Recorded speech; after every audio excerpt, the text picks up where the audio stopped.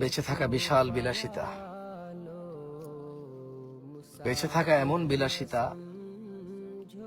বেঁচে থাকা আল্লাহর এমন নিয়ামত যে মানুষ সুবহানাল্লাহ বললে আসমান আর জমিনের খালি জায়গাটা নেকিতে পরিপূর্ণ হয়। মানুষ আলহামদুলিল্লাহ বললে নেকির পাল্লা ভারী হয়ে যায়। বেঁচে থেকে মানুষ আল্লাহুম্মা সাল্লি আলা মুহাম্মাদ দুরূদ পড়লে 10টা নেকি হয়, 10টা গুনাহ ক্ষমা হয়, মর্যাদা বৃদ্ধি হয়, ওর প্রতি রহমত নাজিল হয় 10 বার। বেঁচে থাকলে ফজরের 2 রাকাত সুন্নত আদায় করলে দুনিয়া আর দুনিয়াতে যা আছে এর চেয়ে বেশি কিছু পাওয়া যায়। বেঁচে থাকলে ফজরে 2, জোহরে 6, মাগরিবে 2, ইশায় 2, মোট 12 রাকাত সুন্নতে মুআক্কাদা পড়লে আল্লাহ সুবহানাহু ওয়া তাআলা জান্নাতে ঘর তৈরি করবে। যে ব্যক্তি প্রতিদিন 12 রাকাত সুন্নত আদায় করবে তার জন্য আল্লাহ একটা করে ঘর নির্মাণ করবে। সুবহানাল্লাহ।